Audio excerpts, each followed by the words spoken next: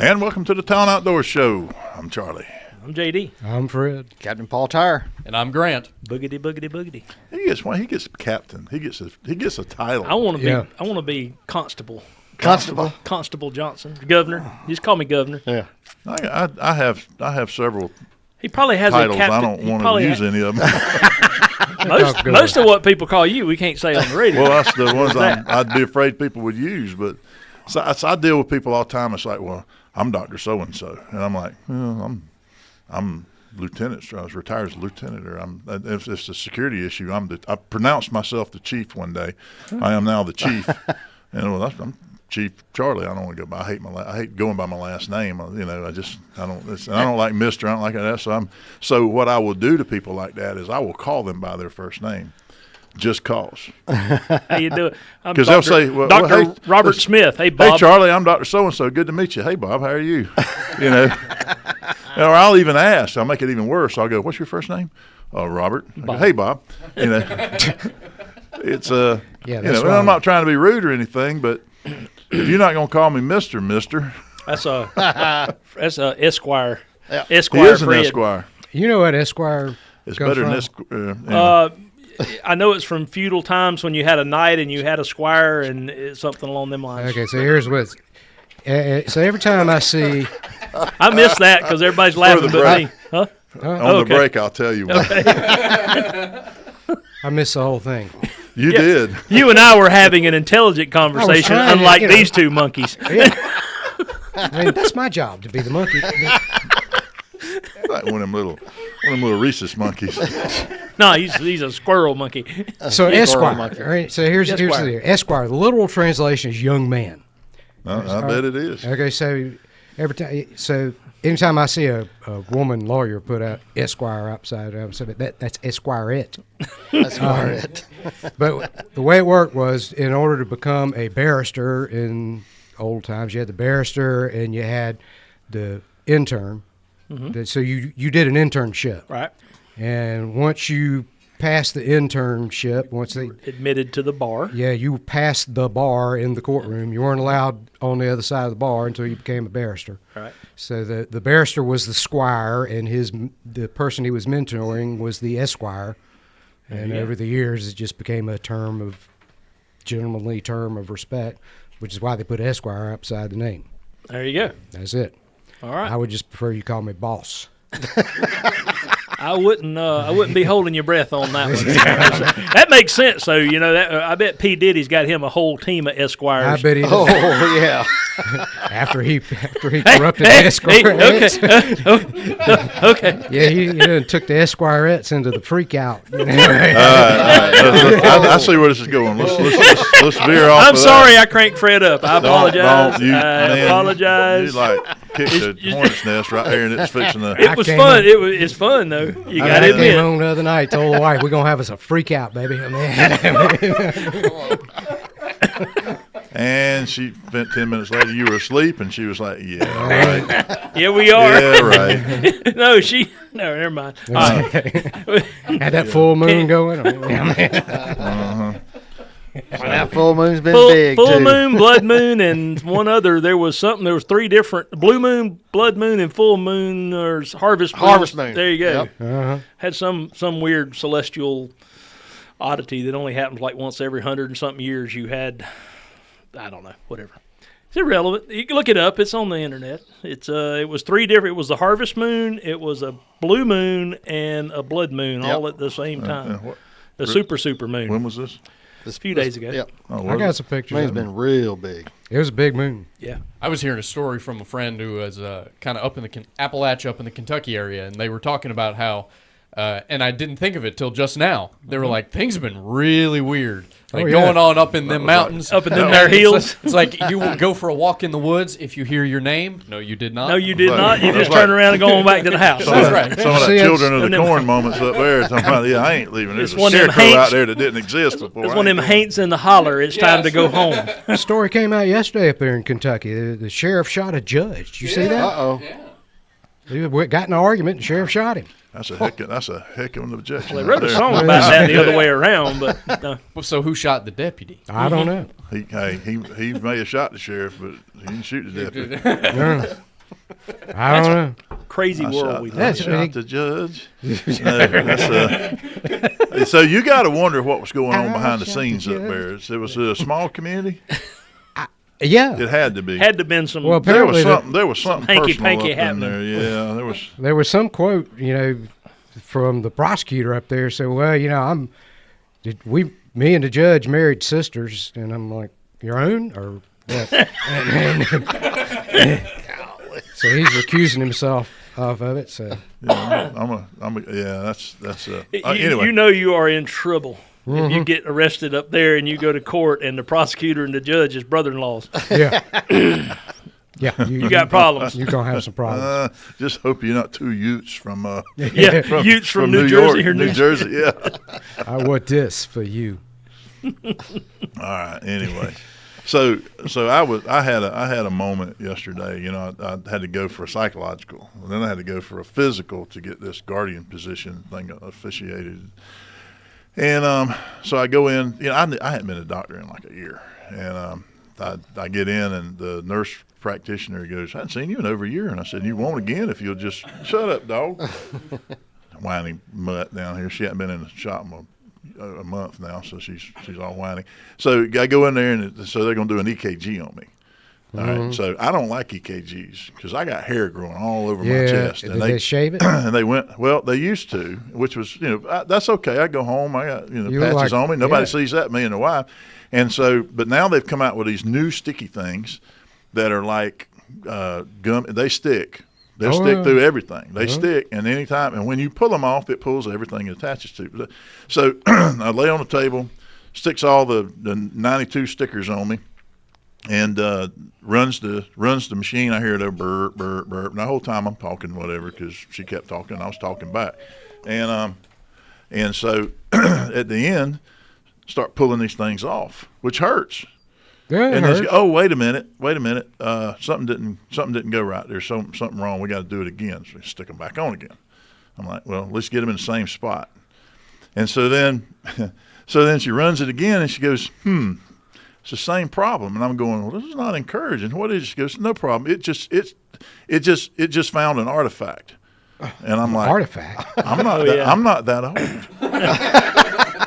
And she looked at me like, what? And I said, I'm not that old.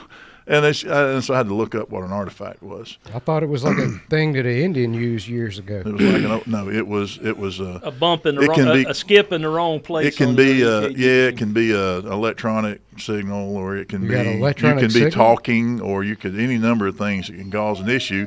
And one of the things I saw as a solution was to shave hair off where the sticky thing was. And I'm like, well, no, we ain't doing this again. Yeah, so no, I don't. Apparently, I'm all right. I'm getting older. Well, that's how come. But you talking about going? I hadn't been in so long. I'm scared to go. That's how long it's been since I've been to the doctor. Because last time I went to the doctor was the chicken incident, and I ended up in the emergency room with them thinking I was having a heart attack because I had chicken stuck in my esophagus. Yeah, what? Oh boy! Hold on. No, You had a chicken in your esophagus? No. I was eating chicken the night before. Oh. My 12-year-old daughter had cooked some Chicken? and Yeah. it might have overcooked it a little bit, and it got a little dry and cottony, And I was trying my best to be a good daddy and eat the chicken. You choked on a chicken? No. So I swallowed a piece of the chicken, and it got down there and halfway down to my stomach, and it stopped, and it wouldn't go down, it wouldn't come up. Hey, had to get it out? Well, the next day, I went to the doctor because it hadn't gone anywhere overnight.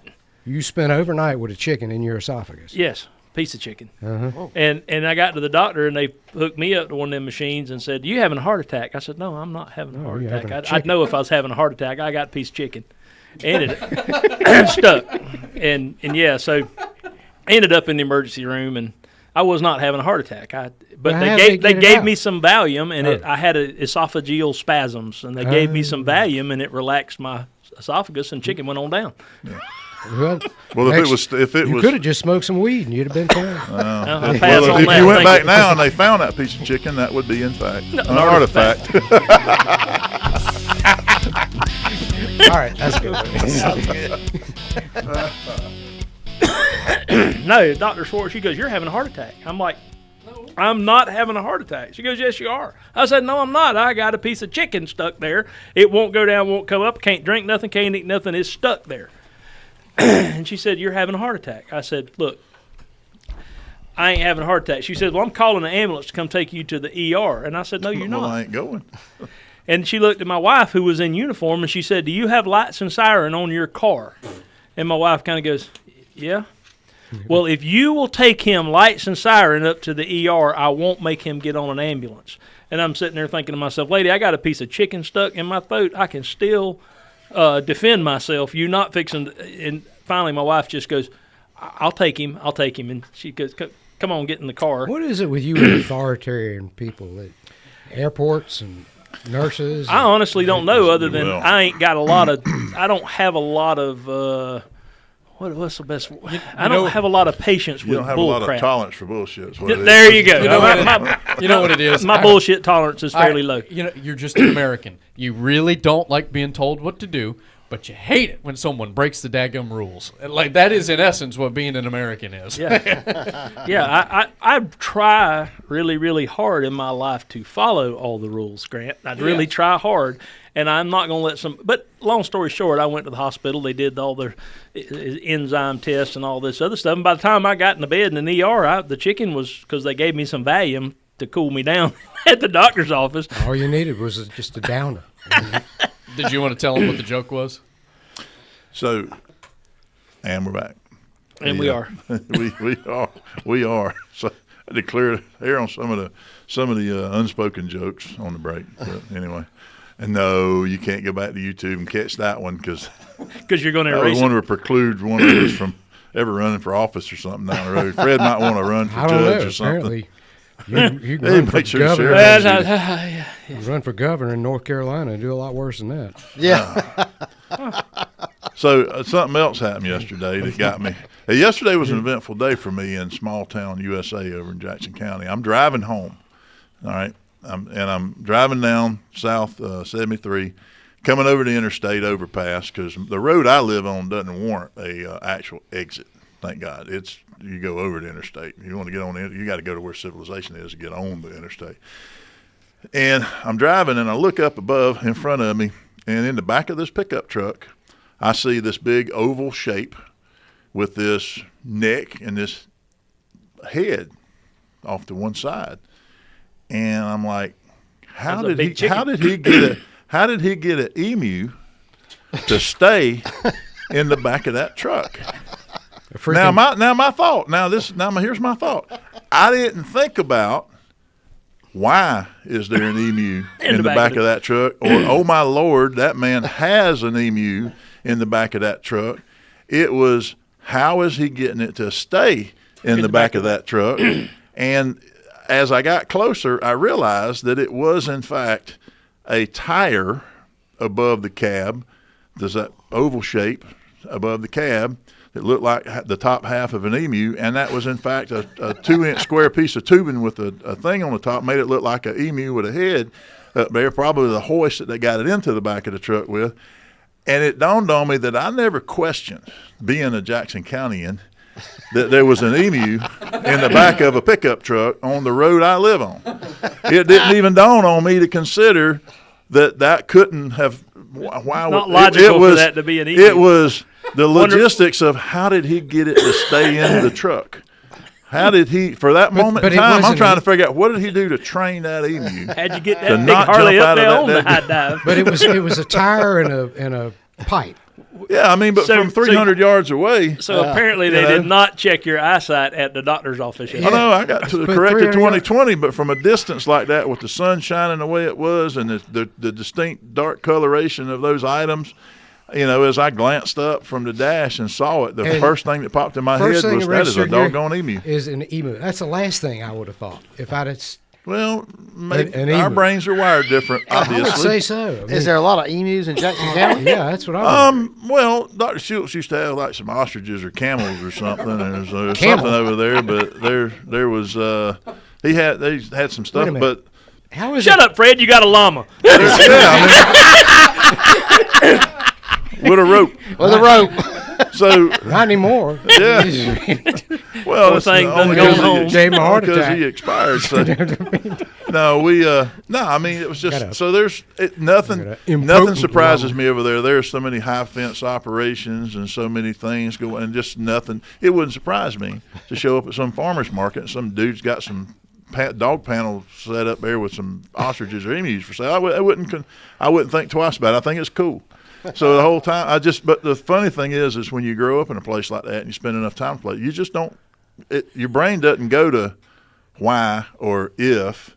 It's I'll tell how. you what, did I ever tell you? Because I might want to do it too. Have I ever told my emu story on the radio? I don't know if I have. I haven't heard it yet, do I I? got dispatched one time when I was a deputy. I got dispatched way out Buck Lake Road, Baum Road. Buck Lake Road is out off of Baum Road. And they said, be en route to whatever location there is a emu running around on the road. And somebody's worried about it hitting the thing. Okay. So I went out there, and sure enough, I went to the general location, and there was a big fence on both sides of the road. And there was, in fact, a very large male emu. Now, them Don't things things have dangerous. like spurs that can kill you? They are dangerous. Yeah.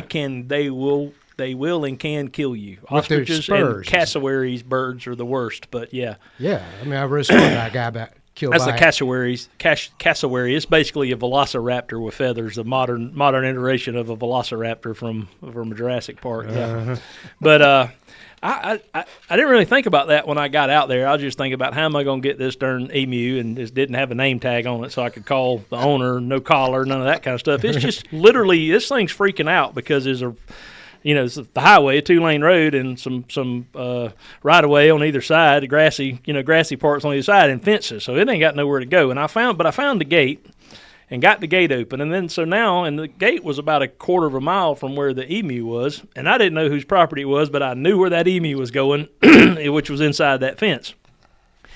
And I got out there trying to herd that thing. With what? Me. Just him. Me, making myself look big, holding my arms out and get on out of here, using the redneck. They're flapping your arms. Yes. That worked for about an eighth of a mile, and I'm getting close to the fence, and I think the emu got tired of that or decided it could whoop me, one or the other. So now, me and the emu. So you had a face-off with an that emu. thing turn around and come at me. And Did you tase him? I ran like a little girl. Dude, he's out there, caw. I ran like a little girl, got back in my patrol car and said, you're going to have to send somebody else out here or give me permission to shoot this thing, one or the other. 'Cause You do a Bouduc over the hood? I would have if they let me. You run into so many different animal complaints, as our brother Dreswicky could tell you, over the years. And like when I was in the 90s, I went home in Jackson County for a year, and I was a deputy over there. And I remember getting dispatched. There are a lot of cows. Cows and hogs. Cows, yeah. And you just go there, and a lot of times, but you got to. Sometimes you just blow the horn, they'll run, go back where they came from. Sometimes you blow the horn and they get mad. And some of them won't come eat because, a lot of farmers go out there and blow the horn, throw something out there, and they all come running. They train their critters different. But I remember one night I got dispatched to a Brahma bull, big Brahma, big old white one, out there near the Circle D, but it didn't belong to the Circle D. And I'm driving down Highway 90. And it's raining, and it's dark, and it's misty. And all of a sudden, I see what looked like a big old ghost cow on the side of the road. It's just a big, white, fuzzy cow. And y'all hush. The dog's barking. And so, Paul, let that. That's my living room most any night. And I see this ghost of this bull over there. And I ease up there. Mostly they're not bad. I mean, but I went up there and I'm kind of like, I rolled the window down. Hey, get on up out of here, cow, get on. And he starts easing down the road, and I'm like, all right, well, I don't know where we're going, but apparently this cow knows we're going somewhere. So he gets out in the middle of the road, and in my mind's eye, I can still see the reflectors in the middle of Highway 90, that reflective yellow stripes going down the road, and this big white set of bull's manhood swinging back and forth like a pendulum right in front of my bumper of my car. He had a shoebox full, did he? He's just trotting along, and I'm sitting there going, what am I doing for a living? It was like I forgot my ID number was like 51 or something. Jackson, the 51. Go ahead, Jackson. Did you find a cow? Yes, I did. Ma'am, it ain't no Is cow. it going It's back a in bull. the cow? He said it's heading somewhere, and it took a turn down the road, went up through a fence, and went on back somewhere. And I'm like, 1098 is resolved. I was gonna comment, but I don't know how. I don't Thankfully, know the answer to that, Fred. That's just one of those. If you and to this day, anytime I drive down that stretch of road, I see that set of pendulum swinging back and forth. I don't. The I things can't that find those the are core words. memories right there. Those are core memories. I don't think the words I want to say I can say. No, just don't. Just leave it. I'll move on to Let something it else. lay. Yeah, You were getting sleepy. You were getting sleepy.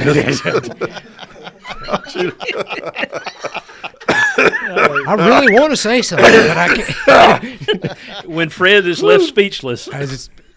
It's not that I'm speechless. It's that we'd have to redo the segment. Oh, but the things that you see. That's and when do you and need a get to BB do. gun to motivate the situation and speed things up a little bit. But you get the alligator calls and the snake calls and the stuff yeah. that you just. What's I'm not that going lady there. deputy over there that wrestles snakes? Wrestle snakes. She's here in Leon County. Yeah, Leon County. It's big. Yeah, I know you're talking about. It's tall. Yep. I had cases with her where she scares me. I feel like she's going to beat me up. I don't know. So I've caught several alligators. I know I've told this story, but I folks had moved down here from I want to say New Jersey or New York somewhere. Elderly folks had moved in with their adult children to live with them, and they had an upstairs part of the house and with a little balcony on it, and somebody went out to go get in the car, and there was a gator under the car, and they were scared to get in the car because of the gator being under the car. And they called us up there to catch the gator, and I get up there, and I'm assessing the situation. I said, "Mister, you got a short tooth rake?" And he said, "Yeah." I said, let me borrow that, and I made me a noose, and about that time, Grandma from New York comes out onto the balcony. And she's, Morty, come look! Oh my God, it's an alligator! There's a gator under the car, Morty! Come. And I'm sitting there trying not, and it was like something out of the Carol Burnett show with this lady in her nightgown standing up on the porch. Oh my God, he's going to catch the gator, Morty! that's like Edith Bunker right there. Yeah. And I'm under there trying to get a noose around this gator's neck, and I'm laughing so hard I had to quit and go sit down in my car for like 4 minutes because you're trying to pay attention because you don't want the gator to bite your arm off, right? And I got so tickled. Laying there laughing. I got so tickled, and I'm under this car with the rake trying to drop a noose over this thing. And I finally dropped the noose, and that thing lost its mind. I mean, they go crazy when you do that to them. So this thing's just flopping and flipping, and she's losing her mind. She's on the second floor. Got Morty and Edith up there. Yeah. She's probably got that face mask and the curlers. Oh yeah, there. the whole 9 yards, man. The little hat on there on her curlers and all. It was just.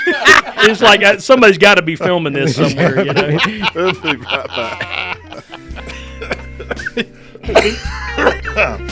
It was. I'm like, there's got to be a hidden camera around here somewhere. Oh my God, Morty! He's gonna catch the gator!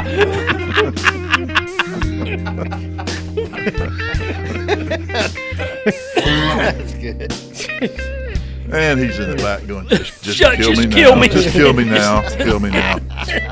Oh my God, Morty! I'm never going to hear the end of this one. I'm going to listen to this at every family gathering. Swinging 50 cows years is balls. enough. Shoot me now. And then Bucky Everybody. Hickman finally showed up, and I've got the gator taped up and legs behind it. I got him all 9 yards. He goes, "Well, they didn't tell me they were sending you up here. I was coming up here to catch the gator. Why the hell did y'all call me?" I was like, "Well, I don't know, Bucky. I don't know didn't what to call do you." with it. He goes, "What are you going to do?" He asked me, he said, "What are you going to do with it?" I said, "I'm going to give him to you." Well, who caught right. the gator? Me. What'd you do with it? I gave him to Gave him Bucky. to Bucky. Oh, what'd How Bucky big do? was he, JD? Probably skinny. About 5. Yeah, he's an FWC guy. You know, he was coming to deal with the gator. I already had the gator in custody when he arrived. I turned it. I said, "I'm 10-15 on the gator and turning it over to FWC Officer Hickman." What did he do? Did he kill the gator or take it somewhere No, else? he Took took it it, somewhere. relocated it somewhere. I'm sure it wasn't big enough to. Big enough to do anything with? They won't kill them unless they're 8 foot or bigger. Them Yeah. little ones like that, they relocate. The big ones, they don't let them come back out. Yeah, we had. I mean, I tell you, last week we were at Camp Creek Golf Course over on 38. Mm-hmm. And hole number 5 is a big old water moccasin coming across the 3 iron, fairway. Yeah. Oh yeah, I called him. I said I didn't know whether they wanted to kill him or cottonmouth or Yeah. water snake. It's cottonmouth. 3 iron. Yeah. And so yeah, I mean, he was getting ready to take him out, and but they, oh no, we don't want you to do that. We got a person that deals with that, and so I thought, well, I guess they're like environmentalists or something. And the guy comes by, and so I asked him, I said, what'd y'all do with that thing? So I don't know. I guess he didn't find it because I didn't hear a gunshot, and I'm like, well, if I'd have known that you were going to take him out, I'd have, Just 3 ironed him. yeah. 3 iron is an excellent possum killing machine, a possum killing club, and cottonmouths or anything else. A 3 iron is long enough shaft, and you can just, I mean, it. Well, it the take wife's one- all freaked out after seeing the thing. We get up the next hole. Yeah, she was. and Have you she- seen those videos where they'll go up behind somebody and take one of them rubber snakes on a piece of monofilament and kill clip it you to their dead. Charlie. I'll kill No, you dead. wouldn't, because you'd be picking your. Nah, You'd be too tired to better kill be- me. You better be glad the damn. You're hoping the bullets don't ricochet up and get you because I'm shooting it. You even shoot yourself because they put a short enough thread. They Thing do it, is, guys is on the the- golf courses. They do it, go up there and they'll clip it on their pants when they're warming up to swing or whatever. And a guy looks up there and clip it on him, and he looks down and he get ready to hit the golf ball. Looks down there and there's a snake between his legs. And buddy, those guys will break their own neck trying to get. And the more you run, the harder that thing chases you. Yeah. At some point in time, it probably clicks that this ain't real, but you can't. No, it don't. You can't undo that. You done kicked into the flight part, the fight or flight, and you too deep into the flight, and you can't undo it. And you're going. I know I'm not supposed to be doing this. I know what's going on, but my body won't quit. It's his primordial response to seeing a snake. That would be me. That would be me. And the whole time I'm formulating a plan to figure out how to kill you for doing it, but I can't stop running. we got to the next hole, Are and we recording? No.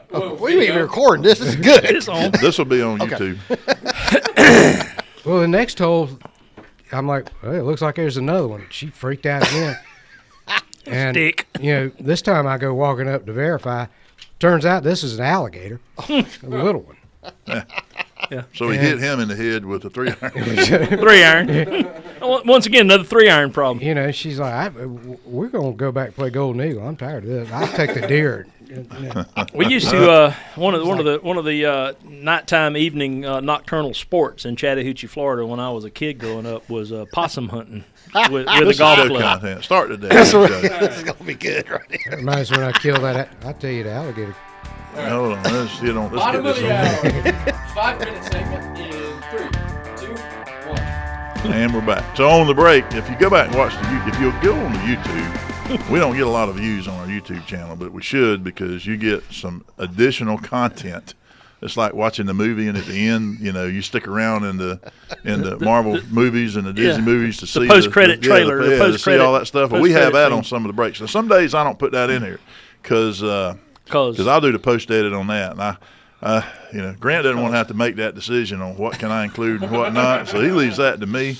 But yeah, we just Fred's telling a story about snakes on a golf course and something to do with his wife and gators, and that's a funny. We can go back and listen to that one. Uh-huh. And then JD starts rolling into one about possum hunting. I want to hear Yeah, this well, one on the we were air. I talking want everybody about. to hear well, this. I was just talking about what an excellent piece of equipment a 2 iron or a 3 iron is for certain activities. And when I was a kid growing up, and I mean, 2 iron. If you're not a really good golfer, a 2 iron is not easy club to play with. So it kind of gets neglected in the bag most of the time for most golfers. I don't even care one. There you go. So, but anyway, if you possum hunting at night, if you're riding around in your truck and you possum hunting, a 2 iron is an excellent choice in weaponry for possum hunting. Why would And, you shoot him? Well, you get in trouble for shooting on the highway, but if a possum runs across the highway in front of your truck and you're a teenage boy running around hypothetically possibly drinking beer or something like that, and a 2-iron is not going to get you near as much trouble as having a gun underage and drinking and driving and with a all light, those, with a light and all. Right. No, so when we were coming up, you'd lose all your stuff. The game warden is not going to take a 2-iron away from you if you riding around and shining a light at night and you got a gun. And the game warden's going to write you a ticket and take your stuff from you. But he won't take the 2 We iron. just run they up won't and take a grab 'em 2-iron. and grab them by the tail, throw them in the dog box. Well, that too. I've done plenty of that. Matter of fact, I threw one into Chandler's one night in Quincy You threw a possum in there? live. That's kind of like that guy up in South Dakota who threw that badger in the bar. Oh my God! Well, a possum ain't near about bad as a badger, but it will clear out the burger. It will clear out the burger joint at night in Quincy. Possums, And then the possums police are not show up. harmful. They won't hurt you, but they'll. Hey, Mac, boy, you think They they got gonna all get those alive. sharp teeth and hiss at you like an old mad you cat. try to pet one, it'll. Well, I mean, but you just pick them up by the tail and kind of sling them around a little bit. They can't get up. But there back and get then, to you could get you up a mess of possums and sell them for about $2 a piece. And back then, I think a 6-pack of Bud Light was about $2.99. So, I mean, the math works out pretty good when Not you a Bud when Light, you're a 16. six-pack of A Bud Light. 6-pack of Bud Yeah. Light. Yeah, that's what I'm talking about. A 6-pack of Bud Light. Now it's worth 2 cents. But yeah, so the math worked out pretty good. You could, you fuel the hunt and all that stuff. Not that I ever did that when I was 16, but hypothetically, if you were to do something like that, it would work out all right. The math works out, and a 2-iron works. I mean, it's quick and it's effective, and you whack them on the head and move on down the I'll road. never forget, we were out and involved drinking in the national forest, and we were at a hunting camp, and we were riding around the back of a pickup truck. An old buddy of mine decided we were shining up in the trees and catching possums and just stupid stuff. And Things I'll never rednecks forget do. one of them run out there and gonna shimmy up that tree, and he said, it's a. So one of my buddies went up there. He thought it was a possum. Got up there and it was a raccoon. And so there was a little bit of a wrestling match going on over that. And he'd come down the tree pretty quick. And then and another buddy of mine, and I will use his nickname, Loggerhead. Anybody that knew him, they know who that was. And he jumped out of the back of the truck, and he went running out there. He said, "I got one. I'm gonna catch him." And he got about 30 yards out in the blackberry bushes and the briars and the palmettos. And all of a sudden, he comes running back. Skunk, skunk, skunk. He jumped back in the and I'm like, out of this truck. leave him. And they Put him in the drove back. off and flipped me right over the tailgate, landed back in my head, and knocked me out. So I'm laying there in this other realm, looking around, and all of a sudden I see people standing over me like one of those movies where you're coming to and you're looking up at all your buddies. Friends. Am I dead, Lord? Did we all get it at the same time? And I don't know if it was the concussion or the alcohol, but the next morning everybody's waking up. You going hunting? I'm like, how'd I get here? And I did. I took my bow and went out there and walked up and sat down on the base of some old cypress tree, and woke up a few hours later. Wild hog come up. I shot at it, missed. He chased me right up that cypress tree. It was a trip. Chased him up the tree. Games rednecks play. Yeah, did you hear him tell about that badger? Oh yeah. Yeah, I guess they made him go in and they cleared the bar. Well, I had to go in the police came to Chandler's to the parking lot up there, and all right, who let the possum go in the burger joint? Go in there and get that thing out of there. They mad at you. Okay, I went in there and recaught the possum, and you know where Chandler's is in Quincy, the downtown. Well, right next to Chandler's is is Talcon Electric's headquarters, and there's a big white fence that separates that parking lot there. And I went there and recaught the possum and took him up there and set him on the top of the fence, on the rail and the fence post on top of the fence. That thing stayed there like the rest of the night. Watched us over there drinking beer. Hanging by his tail? No, I just set him down on there. He's probably scared to move after going to that burger joint. He was traumatized. I don't know what I did to deserve They was this. cooking his kinfolk. They'd probably cooking his kinfolks. I always suspected the meat in that place. I hadn't eaten there. That guy, they made that guy go get the badger out of the. At the bar, he'd go recatch the badger. Apparently, he didn't catch him as well as he caught him the first time. I can't imagine messing with no badger now. I don't That thing either. eats you Every up. time we see those holes, I'm like, oh, Lord, I'm. Hope he don't come out. Uh-huh. All right. Segment number 3. In 3, 2, 1. Yeah, we're back. So, when I moved back to Marianna a while back, I was kind of like, I go anywhere in Tallahassee, it was like, hey, I recognize your voice. You know what I'm talking about, JD. Aren't you that guy on the radio? Aren't you just, hey, Charlie, it's just everywhere I go, which is fine. I mean, I love talking to people and all that. But I moved back to Marianna. I'm like, I don't know if anybody going to know me in Marianna anymore. And then I get this random text, and I told this story on the radio here a while back. I get this random text from some lady who was asking me, and I got the text here, and it was a note to herself, but apparently our phone numbers are 1 digit apart, and it was this long rambling thing about the work-related stuff, and we should do this and do that, and one of the issues is this and that and the other thing. And I can't help it. I didn't just say wrong number. I said, I think you have a wrong number. However, I think that you should perform a job task analysis and then do this and then do a survey and then approach the other employees and do this and that and then implement a training program to da-da-da-da-da. I have an MBA, and I was just sitting there going, well, this is what I would do. And she goes, well, I don't know who you are, but that's a perfect answer. That's what I was looking for. And it turns out that You've got a text chain there that's huge. Yeah, and so it was. Look so you're still going at it? No. Well, that was back in 22, I think. Let's see here. Yes, June of 22. All right, and Miss Barbara Toole. Turns out my mama taught her in high school over in Sneed. She and her husband live in Grand Ridge and farm, and he works at the post office, and she's a nurse and all this kind of stuff. And I learned all this, and I'm like, well, that's interesting. So. And then, a year and a half, 2 years go by. Y'all been texting. And I told her about the show and all this stuff. Turns out they listen to the show religiously. She says, I hear your voice because my husband's in there listening to it, and sometimes I listen. And maybe I'll text her. So here I am last night, sitting in a Mexican restaurant off the interstate in Marianna. We'd gone to the son's soccer team and sitting there, and I'm tired. My feet hurt. I've been on them all day.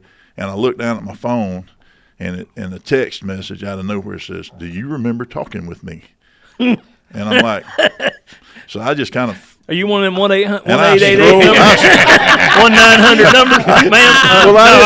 I don't remember nothing about that. I didn't have her name programmed in the phone. I had failed to do that before. It's in there now, so I won't freak out this time.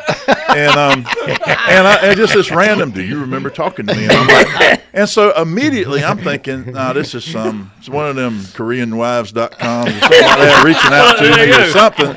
And I look at my wife and I'm like, I don't know, whatever. And so I scroll down and I went, and it dawned on me. I said, "Oh, I remember this." And I scroll back up, but I'm tired, and I'm like, "I'll respond on the way home or something in a minute. I just want to eat and hang out with the family here and look over your left shoulder." And then it says, "Look to your right." Boom. Here's the next text, and I'm like, I'm afraid to. I don't think so. So I look over to the right, and there's 3 booths over there, and there's one old dude by himself, and I'm like, God, I hope it's not him. And then there's a table full of Mexican fellas that still got stuff like junk, dirt on them from their job site, and I'm like, no, I don't think it's them. And then there's a couple that's our age sitting there.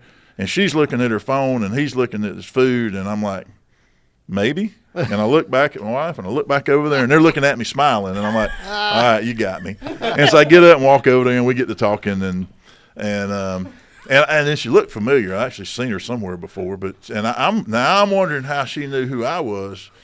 So Barbie, I think you've been a little cyber stalking on me. And so I know they're listening, but that you scared me a little bit. And I'm like, nobody's supposed to know me over here.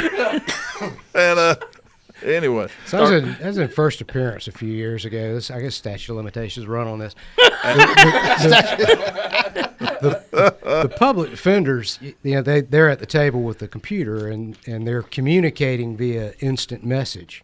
And so it wasn't my turn to be in front of the judge, and the public defender got up out of the seat and went up to the podium, and I was sitting there next to that computer, and I saw the instant. I knew who she was communicating with as one of her the other girls in the office.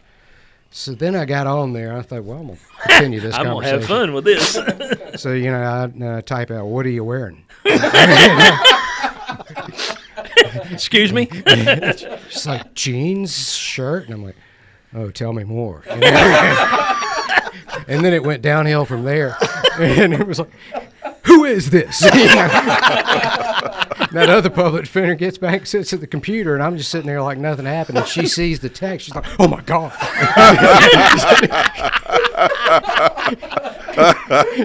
Yeah, you'd get fired for that. Yeah, you probably should. You ought not told that one. I'm just saying. Yeah, she might be listening. I saw her the other day. She just looks at me, shakes what her was head. she wearing? She looked pretty good. I mean, Careful. So I made this. I'm gonna change the subject. Thank you.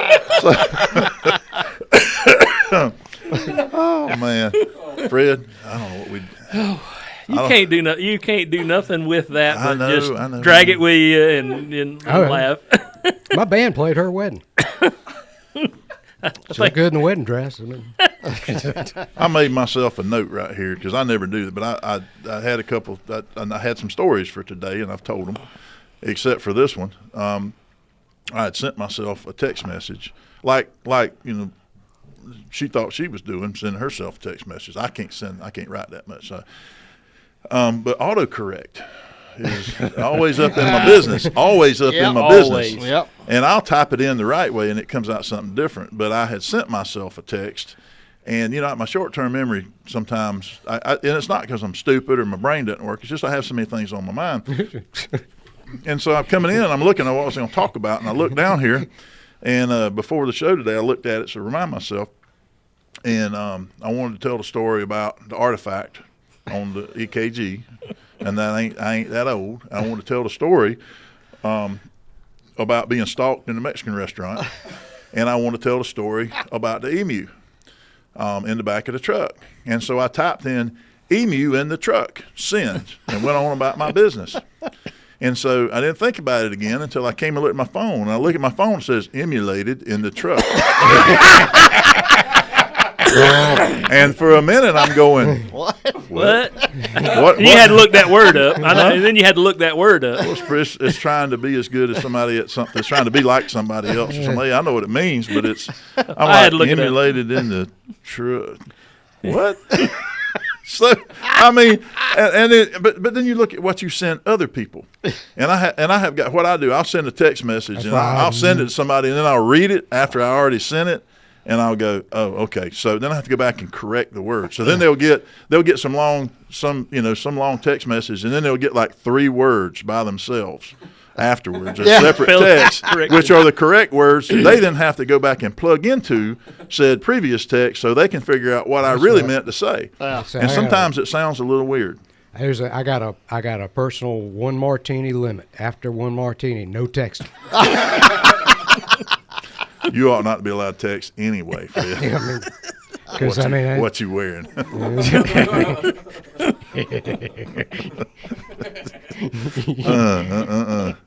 Yeah, there won't be any national level law firms reaching out to Fred. So, hey, we need a DEI instructor, and your name came up. Oh my God. Your name came up on the wrong list. Yeah, I got in We trouble need an once example of what not to be like. I got in trouble once for saying sexual harassment's an oxymoron. Let that sink in. Yeah, moving on. Well, we're going to come back in a minute and talk a little bit about fishing after the break. We should. We're going to get down talk about here. anything with substance at all today. Well, I mean, it is a show about nothing. I guess it is. Oh, I do want to remind everybody coming up right quick, like in the next couple of weeks, is our church safety seminar, and that's going to be at the Emmanuel Baptist Church at 2351 Mahan Drive in Tallahassee. It's free, and we are with Right to Bear hosting Stephen Williford who was the hero that stopped the Texas church shooting out there. Oh, yeah. Southern He was Baptist here. Church. He was here on the show. He's coming back. This is a free thing, October 15th from 6 to 8:30 Eastern Standard Time. You're welcome to come from Dothan and Marianna, wherever you want to. We'll be back in just a minute.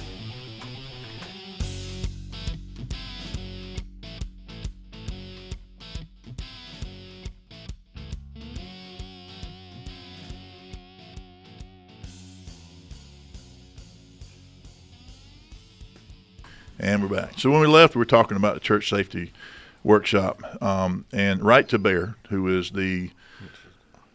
it's a membership-based organization. It's not insurance. It's a membership-based organization where you pay, I think it's like $15 a month now, $15 and some change for their premier coverage, which they offer some free legal services and stuff that go along with it, like getting a will and some other different things. They've upgraded their setup a little bit. We all carry it for the most part, JD and I and most folks here around the shop. And we do a lot of active shooter training with them and different types of personal awareness, situational awareness, and carry with confidence are some of the names of the classes that are offered for free. And we do that here at the shop. But this event promises to be big enough to where it's worth traveling for. So if you're in our listening audience, it's worth the trip over because, having had Stephen Williford here on the show and listening to his story.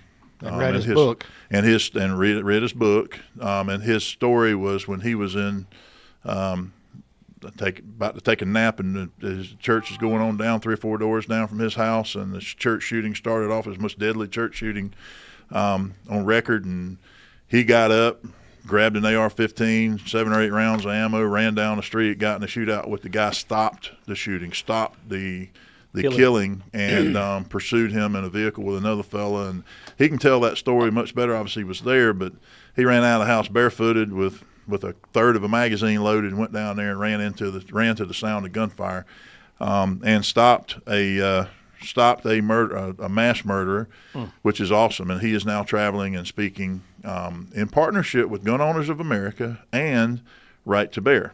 And, it's a great partnership, great organization. At this event, you'll get to hear a little bit about they don't spend a lot of time trying to sell you on stuff, but they do go over the coverage and all. They now have specific plans for churches. So if churches, security companies, law enforcement officers, people like that, in addition to their civilian coverage. So they put this out there, and they've started specializing in churches and on one of the branches of coverage they have. And I think that if you are part of a church safety team, or you're concerned about the safety in your church, if you carry concealed at church, you have any of this stuff, any interest, and this is a free event at a church that is centrally located in Tallahassee. It's not that far away. I mean, it's from 6 to 8:30, so you can bring your group over, go grab a bite to eat, show up at this event, get inside, listen to all this, or go to dinner afterwards or something, or you could hit a bar if you want to. I don't know what kind of church you go to, but And like you whatever said, you it's want on to do. Tuesday. It's on a Tuesday, so on a we Tuesday. purposefully did not have it on a Wednesday night. Didn't want to interfere with church meetings or anything like that. It's a day after a holiday, and so 2351 Mahan Drive, Highway 90. That's Highway 90 for us country folks. It's on the east side of Tallahassee, not far from Capitol Circle, but it's near all the hospitals and stuff. Emmanuel, if you Google it, it's IMMANUEL, Emmanuel Baptist Church, and you can go to our Facebook page. The flyer's on there. There's a QR code. You can just snap that with your phone and hit the link if you're technically savvy, or get your grandkid to do it for you. Most folks that go to these church things, that's their technical advisors or their kids or their grandkids. Look that up, or you can just show up. You don't have to register. We'd love it if you'd pre-register. We did send out an email blast. If you're on our email list, the tens of thousands of people that are on our email list, you got this in your email. We will accept you just popping in. You don't have to do this, register ahead of time, but it'd be nice to, we're not feeding you. So Don't care what the numbers I don't know, are. man. It's Baptist church. You never know. Somebody show up with some fried chicken. I'm just saying. Somebody Well, might they did show call up and with say, some "What fried all do chicken. y'all need?" And I said, "Well, we just need a place to sit and a PowerPoint presentation." And she goes, "Anything else?" And I started to, well, Fried chicken, macaroni and cheese, and some since she was cornbread. asking. But yeah, this is going to be a cool thing. JD and I and Preston Scott had put about 600 people in the car museum doing this years ago. Yep. And so I expect this to be a big turnout. Now, a will you and networking JD be opportunity. there yourselves? I will be there. I don't know what JD's planning on doing that night, but you going to come? I reckon. Yeah. Well, you invited. Oh, thank you. We are co-hosts. We are, a Talon Range Talon training tackle outfitter, but we probably won't be teaching the thing. We're going to let their experts do that. And I have a hard time ever answering where I'm going to be when because I got to check with the social secretary. But make sure I don't have delivery duties to the soccer. so JD will be at the door shaking hands, greeting everybody. So y'all come on and meet the infamous JD Johnson. Well, I don't know where you're from if you call him David or if you call him JD. it's a general indicator, that's for sure. If you're from Chattahoochee or around the Sneeds area, he's David. They go, "You work with David?" And I'm like, "Huh? Oh yeah, you're from Chattahoochee, aren't you?" "Well, I'm from so and so. Yeah, close enough." Yeah. All right. So Trump's smiling at me down there. what are you? Your Trump. So Fred walks in here today with these Trump socks on. This got the Trump thing and the hair. And a hair. The hair. That's just It don't crazy. itch you a little bit there. No. Okay. Tickle your legs. I would think something was crawling up my leg Yeah, every me couple minutes. too. So that, I be thinking mayfly done crawled up me. Waiting on somebody to text me. but it looks What like are you looks wearing? like Trump after the wind blew his hair out of place because it's not. You got to got yeah, to do the hair. comb over. I got to. You need some gel for that. I didn't Some hair have. gel. I didn't have time to comb them this morning. Paul, y'all been catching any fish? Yes, man, I tell you, man, don't y'all love this cooler weather in the Yes. morning? Yes, It's sir. warming up now, but Yes, sir. man, the bites starting to pick up, JD. And I tell you, there was a mayfly hatch on the Flint and on the Chattahoochee River this past week. Have you ever seen one this late? It's pretty late. I'm talking to men that's It been ain't fishing May. the lake before it was a lake, Yeah, and they never seen it this late ever. Mm-hmm. Well, I was out there, and so the brim are biting. If there's any of y'all want to catch some brim with your fly rod or pitching some crickets up there around them trees, you can catch them right now. They have been biting. The weather was weird. I looked. I went back to the house the other day, and one of my pear trees had a bloom on it. Yeah, This is the wrong time of year for that. yeah. Things are Something. interesting. I've seen several things this year that are doing out of place here in the fall when it's supposed to be going on in the spring. So I don't know. It's that mag lab. That's right. Yeah, they done cranked up the mag lab again. It's all the They've been catching some big stripers below Lake Talquin Dam too. in the Got a- river. Yep, in the river below the dam. Wrong time of the year for that too. Yeah. It's really. I'm serious. It's really the wrong time of the Yeah. year for that. I had a guy tell me there's catching some big ones down there Well, below the dam. I've talked to 2 or 3 people this week fishing the flats and just Yep. wearing the trout out. Yep. Trout And will start- redfish. Yeah, I heard. Redfish Same schooled up big time, and talked to. Matter of fact, Jim, our rod and reel, Yeah. our in-house rod and reel repair guy, said they caught 30. I think he said they quit counting at about 35 redfish the Wow. other day in one fishing trip. Is he in the river or on the? I didn't get real particular with him, but I think he fishes out of St. Mark's and East River and over in that area towards Rock Garden and somewhere. Yeah, I around heard there. they was moving in toward on the flats a little bit shallower. That's Yeah. They're coming in. 4 foot of water.